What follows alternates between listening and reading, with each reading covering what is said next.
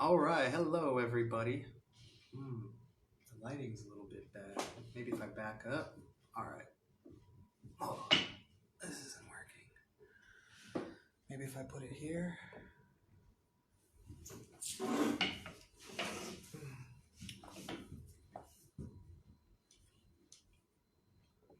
Push the light. Just trying to answer some questions here. Okay. Let me see. Oh, this is much better. Okay, so today I wanted to go live to answer some questions that Ron, my uncle, asked about my traveling. So, first question that he asked was, what prompted me to go on my travels in the first place, to travel as much as I'm traveling right now? And yeah, there's a lot of different reasons why that have inspired me to travel as much as I've been traveling. But really, what it comes down to was watching so much of Anthony Bourdain and his different videos and all of the things about different cultures and foods that he shared. And that really inspired me to study anthropology. And then once I got into anthropology, I took my first trip abroad, and that really awoke my hunger and desire for travel. So yeah, now I just keep doing that. I keep wanting to experience new foods, even the same places that I go back to. It's always a new and different experience for me. You know, right now I'm in Malaysia. It's the second time that I've been to Malaysia, but because I'm in a different area, the experience is new to me, and I'm experiencing new food, and yeah, it's great fun. So the second one, he said, why do I stay in one place for a short time? So I would say short time is kind of relevant. A short time for one person could be a long time for another person. For me, I stay usually at least a month, um, but I have stayed 9 months in Cambodia, and I stayed 14 hours in Japan. So it really all depends, but generally speaking, I tend to stay for at least a month.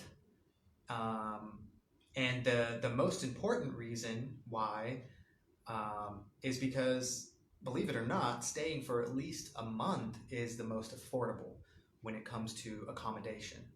I can purchase an apartment like this that has a kitchen and air conditioning, good internet, so that I can work for a month, and then I can spend my days off exploring, and then I actually get a discount through Airbnb for booking for a month. If you book 28 days or more, most of the accommodations will give you a discount. So that's why. And hello. Yeah, so that's why it's just the most affordable for me to do that way. Another question he asked is, which country do I want to go to most, and which would I never go to? Let's see. So the countries I want to go to most, I want to go everywhere. So I'll just give the top three. The top three are Argentina, Portugal, and Italy. Those are the three countries that I'd like to go to the most. And I'm working my way there. Right now, I wouldn't say stuck in Asia, but I am in Asia because of my work. My working hours are in Asia time, basically. So I need to stay here until I can disconnect myself from such strict timelines. Although I believe that if I did go to some places, which we'll get into later, I could make it work. So it really just depends on the different time zones, and if it works with my work, because I don't want to be teaching at 2 o'clock at night. 2 o'clock at night until 5 o'clock in the morning. That really wouldn't work for anybody, I think. Especially since I would then want to go and explore whatever country I'm in. It's just not worth it quite yet.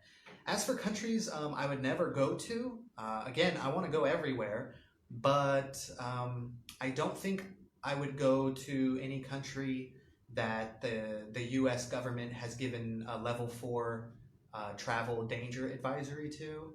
And as it says that you're supposed to do, I would definitely reconsider anything that they've done a level 3 travel advisory to. The advisory system basically just says, if it's a level 4, then you shouldn't go there. It's extremely dangerous to go there. And a level 3 says that you need to reconsider going there because there's something going on that puts you in danger. So it really depends on the country. As for level 2, I mean, I've already been to a couple different countries that have a level 2 advisory. So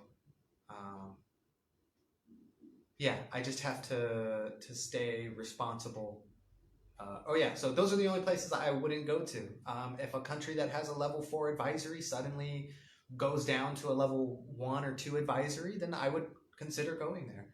I'm pretty open to going to new places and experiencing new cultures. So yeah, that's that question. And as I was kind of alluding to before, any plans for traveling to Central or South America? Yes, those areas, Central and South America, are huge on my list. I'm already in the works of planning that. But again, I'm stuck here in Asia, and it is still possible that I will go there in the next 2 to 3 years. The great thing about Central and South America is that the time zones will make it so that I would be working in the morning, early in the morning, which is great. So that is definitely a possibility. But when I travel to Central and South America, I'll be there for a long time. I would, just like I'm doing here in Asia, I would hop around to different countries. I'd live in one for a month and then go to another one for a month and then go to another and just keep going. So if I go to Central or South America, it's not going to be a short-term trip. I'll be there for a while, maybe at least a year or two, and then figure out where to go from there. So yes, it's definitely huge on my list, and it's in the works. I just got to get everything going. I already have like 6 months of travel or where I'm going to be staying planned already. And then his last question is, what is the biggest misconception Americans have about Southeast Asia? There's a lot of things, or I guess maybe stereotypes that you hear of, but I'm not going to talk too much about some of them. So first of all, it's not that common for people to eat dog over here. I think some people talk about Asian countries eating a lot of dog. I have never been offered dog. I think I maybe saw one dog restaurant, and even then I don't think it was. I think it was a donkey restaurant instead, and that was in China. So I haven't really seen much dog food anywhere. So that's one misconception. Let's see. Another thing, maybe people might believe that it's dangerous here. I mean, I've been to a lot of different countries. It's really not as that dangerous.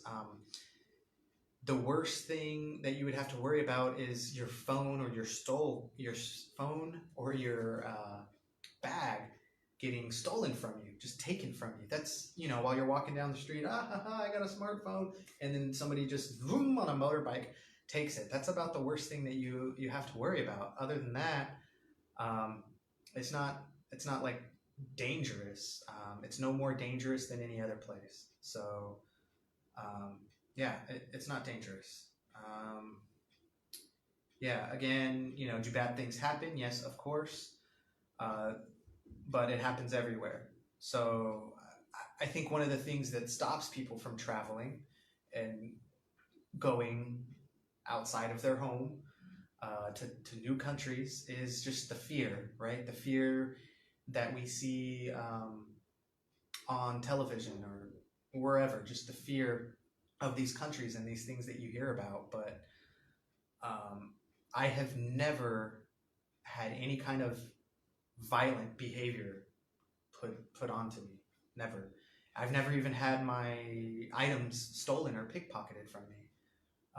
I have seen it. I was walking with somebody one time, and she was playing with her phone, and a motorbike just drove by and took her phone. And I was looking over here, and by the time that I looked in front of me, the driver was gone, and she was running after him, and I'm just like, whoa, what happened? I guess I'm happy that wasn't my phone, but but now I always think to myself about my phone. I'm super protective of that. But yeah, that's the most dangerous thing.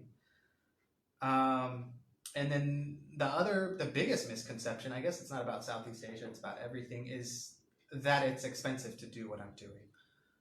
It's not. It's really not that expensive. Anybody from a developed Western country can do what I'm doing. You can come here and travel. You can save up your money and then come travel. What is it? There's a book that I've read, and he says after 6 months of scrubbing toilets, you could save up enough money to come travel over here to Southeast Asia or wherever you want to go. It's very affordable. That's one of the reasons why I'm here. So yeah, those are the questions.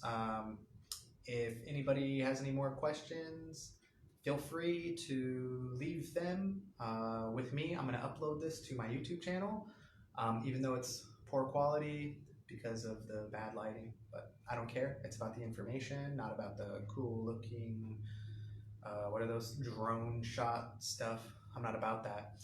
So it's just about the information. So yeah, if you have any questions at all, please leave them in the comments here or in the YouTube, and I will try to make a response to those. And thank you, Uncle Ron, for your questions, which allowed me to come up with the answers for this video.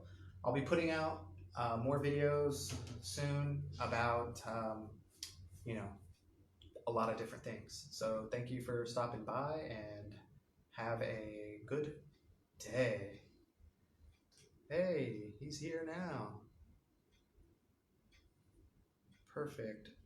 Yeah. Thank you, Uncle Ron. I'll see you. All right. Bye-bye.